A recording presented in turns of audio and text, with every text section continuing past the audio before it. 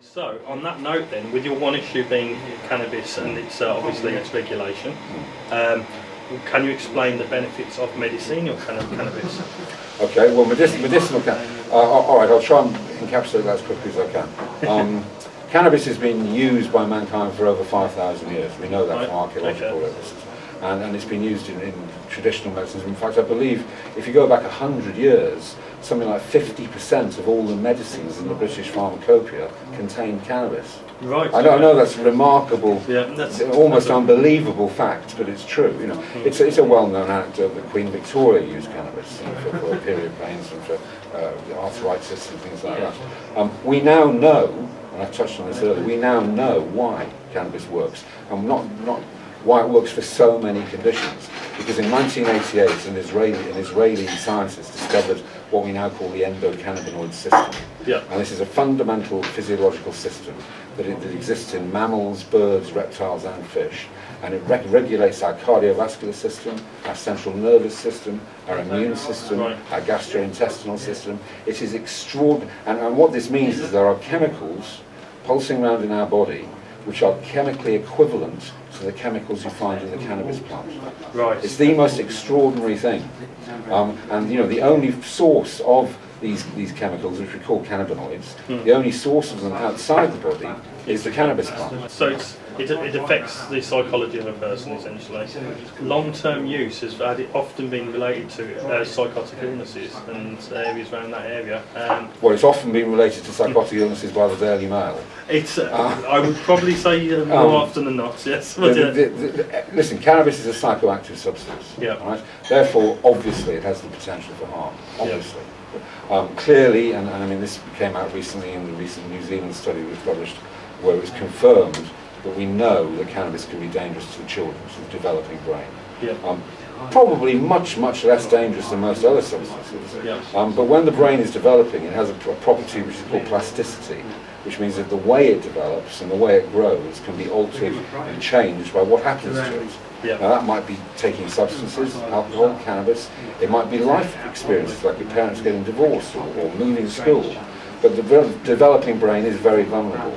But the most extraordinary thing that came out of this New Zealand study published just a couple of weeks ago was that Professor Terry Moffat of King's College London, the Institute of Psychiatry, said cannabis is safe for over 18s.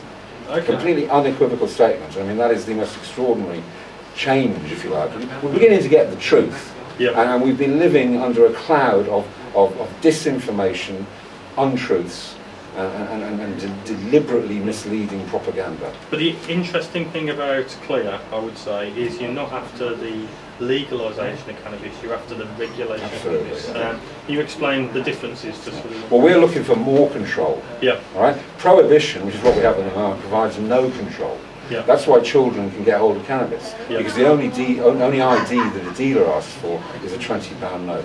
What we're offering the people of Corby, what I'm saying to the people of Corby is, give us your protest vote. Because, and the reason you should give us your protest vote is because the cannabis issue is the perfect example of how the main parties don't listen to public opinion, they don't listen to evidence, they cook up everything between themselves.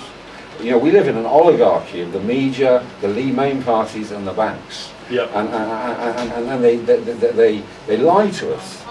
Let's use the L word. They lie to us regularly and repeatedly. And cannabis is an excellent example of the way they've been lying, cheating, and deceiving us for years. Mainly at the behest of the alcohol industry. Okay, so it's a perfect demonstration of why, if you want to have your votes to have any impact in Corby, vote for Clear. Brilliant. And also, in terms of obviously the regulation, I would imagine there's taxation. Absolutely. As I say, more control. Strict regulation, right? Available only to adults. Available only through certain licensed outlets. Content labelling, so that on the pack you have the percentage of I don't want to go too much into the chemistry of it and stuff, but you have the percentage of THC, the percentage of CBD, and perhaps indeed percentages of other cannabinoids.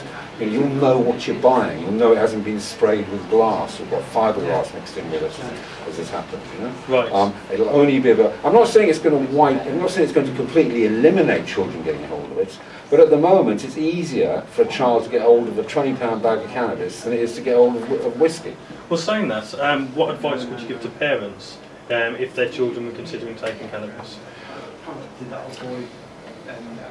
Well, I've been a parent. Yeah. Okay. My boys have now grown up.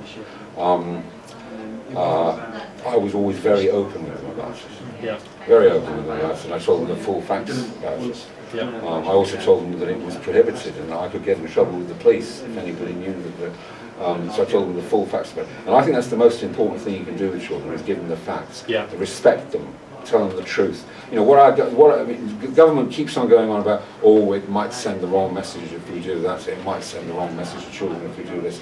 The only message that the government sends to children about drugs is that it doesn't tell the truth. Right, yeah. And children know that. Okay. You know? What you need to do is tell them the truth. Personally, you know, if you compare a 12 or 15-year-old child having a glass of whiskey or smoking a joint is going to be much, much safer, but neither are really advisable. Right, no, that's brilliant. I'll start to wrap up now, because I think we've got some good answers there, to be honest. And I know obviously you're a single issue party, so but it's a question we're going to ask everyone.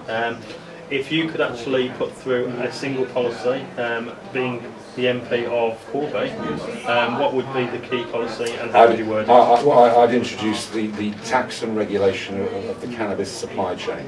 Yep. So that's not just decriminalisation, yep. Right? Because decriminalisation is a dangerous option, really. Yep. Okay, because most of the harms of cannabis, as we've seen in the press recently, you know, talking about gun crime being involved with cannabis, etc. Most of the harms of cannabis are caused not by cannabis, but by the laws against it. Right. And if you decriminalise cannabis so that people are allowed to possess it personally, then the people who cause all the harm, the gangs who are growing it, taking over rented houses and stuff, you're not going to be doing anything about them. They're going to be running even more. So decriminalisation is dangerous. Yep. You know, what you need to do is take the whole thing under control. We've got detailed proposals in our plan for a cannabis inspectorate, which would involve employing 2,500 people across the country. There would be tens of thousands of jobs. Yep. Tens of thousands of new jobs in this constituency if people were allowed to set up properly organised commercial cannabis farms.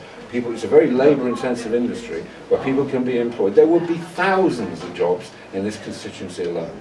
Brilliant. Well, that's super. I appreciate your time, and obviously we look forward to seeing how you do. And good luck with your venture.